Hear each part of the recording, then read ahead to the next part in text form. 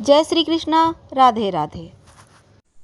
मदार, जिसको हम आक भी कहते हैं, मदार के पत्ते, मदार के पुष्प और जड़, यहाँ तक कि मदार के दूध से भी वशीकरण होता है।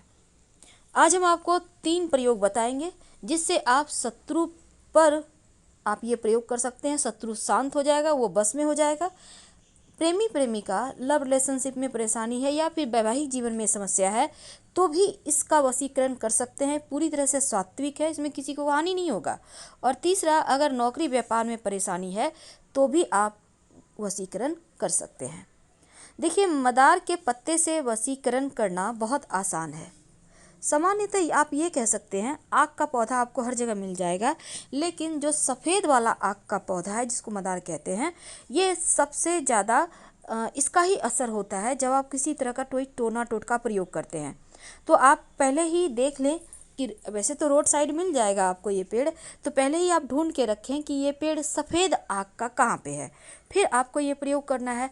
और जब भी आप प्रयोग करें तो पहले जाकर निमंत्रण दे आए आक के पौधे के पास। कैसे देंगे? आप एक सुपारी, एक सिक्का और थोड़ा सा जल लेकर जाएं, किसी बोतल में भी ले जा सकते हैं, और पेड़ के पास जल अर्पित करें जड़ में, और फिर यहाँ पर सुपारी और जो सिक्का है उसको रख दें और उनसे बोलें, अपना परिचय दें, आप कौन हैं, आपके पिता का नाम क्या है, आप किस प्रयोजन से उनके पास आए हैं, और फिर उनको प्रणाम करके आप घर आ जाइए और अगले दिन आप प्रयोग करें। इस बात का ध्यान रखिएगा। तो चलिए देखिए, अब हम एक छोटा सा प्रयोग आपको बताएंगे। कई बार क्या होता है ना, आंकड़े या मदार का जो प्रयोग है कई प्रकार की तांत्रिक क्रियाओं के लिए किया जाता है। तो आज हम बहुत तरह के प्रयोग होते हैं, पर हम आपको कोई बड़ा वाला तांत्रिक प्रयोग नहीं बताएंगे। हम पहले ही क्लियर कर दें, वो जो होता है मारन वाला, वो सब नहीं बताएंगे। सिंपल तरीके से आप शत्रुओं को शांत करें, आप प्रेमी प्रेमिका एक दूसरे के करीब आएँ, बस यही बताएंगे। तो चलिए हम जानते हैं, एक बात जान लें कि जिस घर में, घर के बाहर, बाउंड्री वॉल के बाहर मदार का आक का पौधा होता है, उस घर में कभी भी किसी की नज़र दोष नहीं लगती, नकारात्मक शक्तियाँ प्रवेश नहीं करती। अगर आपके घर के सामने मदार का पौधा है तो आप बड़े लकी हैं, नहीं है तो लगा लीजिए। तो चलिए हम प्रयोग शुरू करते हैं। तो सबसे पहले हम प्रयोग करेंगे आप के साथ। तो सबसे पहले तो आप पहले से निमंत्रण दे के रखिए मदार के पेड़ को, आक के पौधे को। अब इसके बाद आप अगले दिन जाइए और जाकर आपको मदार का सिर्फ पुष्प नहीं तोड़ना, बल्कि जो पुष्प है और उसके साथ जो पत्ते हैं, नए नए जब पुष्प निकलते हैं तो पत्ते उसके साथ बहुत अच्छे से टच किए हुए होते हैं। तो आपको, या बड़े भी खिले हुए पुष्प है तो कोई बात नहीं, बस ये कोशिश करना है कि पत्ते भी आपको लेकर आना है। अब इसको लाकर आप, पत्ते और पुष्प लगा हुआ ही रहे, टूटे, उसको तोड़ना नहीं है। अब लाकर हनुमान जी के मंदिर में जाइए। अब हनुमान जी के जो चरणों में सिंदूर होता है, आप उसको थोड़ा सा उंगली से लें और लेकर अपने और उस व्यक्ति का नाम लिखें जिसके साथ आपको रिश्ते बेहतर करने हैं। यानी आप लव का भी नाम लिख सकते हैं यहाँ पर, और जीवन साथी का भी नाम लिख सकते हैं। जिसको भी बस में करना चाहते हैं उसका नाम लिखिए हनुमान जी के चरणों के सिंदूर से। अब इसके बाद मौली धागा के द्वारा दोनों जो आपके जो पत्ते हैं ना, पुष्प को अंदर रखना है और पत्ते चारों तरफ से उसको कवर करके मौली धागा के सारे बांध दें, और जो लिखिएगा वो पत्ते पर लिखना है। वशीकरण हो जाता है, और ये प्रचंड वशीकरण है। इसको करने के बाद आप कहीं मिट्टी में दबा दें, पीछे मुड़कर मत देखिएगा, कभी भी खाली नहीं जाएगा।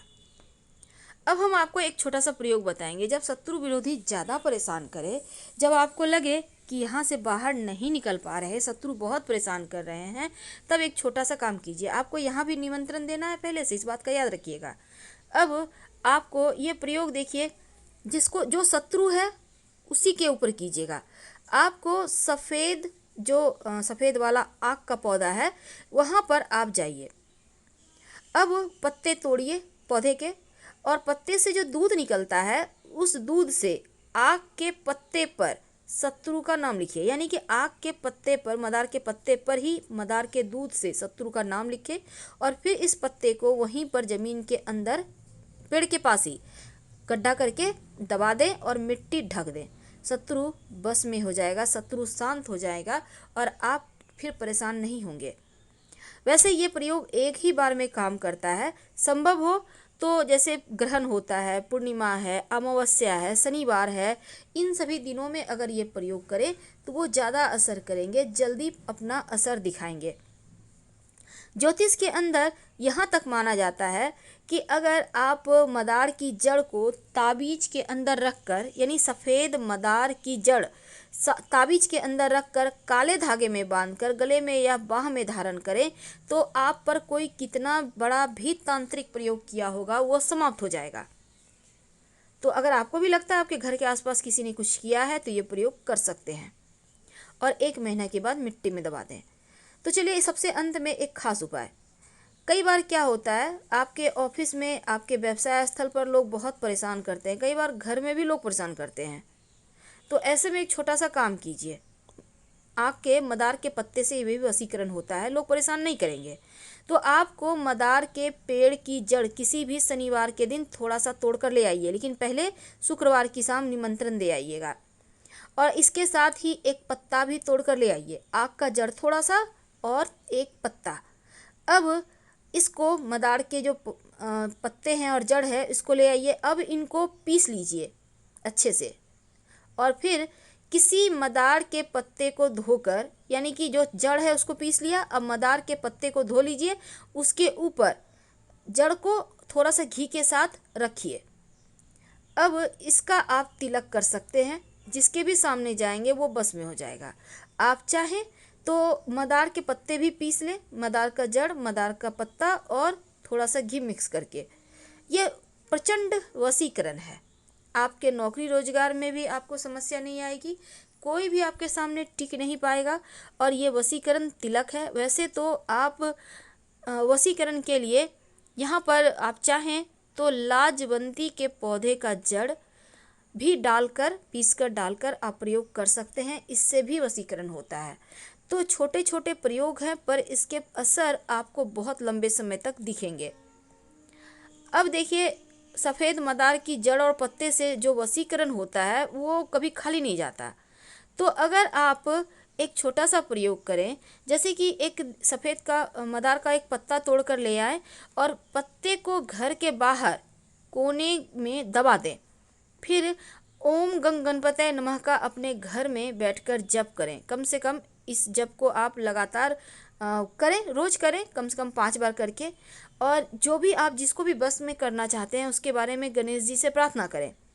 और जब आपको लगे वो व्यक्ति बहुत हद तक आपके बस में आने लगा है, तब आप इस सभी चीज़ों को ले जाकर पानी में बहा दें।